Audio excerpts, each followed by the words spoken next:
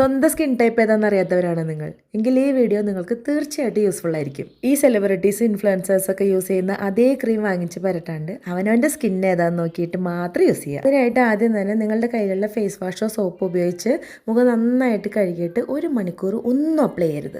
1 മണിക്കൂറിന് ശേഷം നിങ്ങളുടെ മുഖം നല്ല ഡ്രൈ ആയിട്ടും റഫായിട്ടും തോന്നുകയാണെങ്കിൽ നിങ്ങൾ ഡ്രൈ സ്കിൻ ടോൺ ആണ്. മുഖക്കുരു ഒരുപാട് വരില്ലെങ്കിലും മുഖം നല്ല മൊരമൊരയായിരിക്കും. നെറ്റി മൂക്ക് ചുണ്ടിന്റെ ഭാഗം ഓയിലിയും ബാക്കി ഭാഗം റഫ് ആണെങ്കിൽ നിങ്ങൾ കോമ്പിനേഷൻ സ്കിൻ ടോണിലാണ്. ഓന്ത് നിറം മാറും പോലെ നിങ്ങളുടെ സ്കിന്നും കാലാവസ്ഥയ്ക്ക് അനുസരിച്ച് മാറിക്കൊണ്ടിരിക്കും. ഇനി സ്കിൻ വെളിച്ചെണ്ണ തേച്ച പോലെയാണ് ഇരിക്കുന്നതെങ്കിൽ ഒട്ടും പേടിക്കേണ്ട, നിങ്ങൾ ഓയിലി സ്കിൻ ടോൺ ആണ്.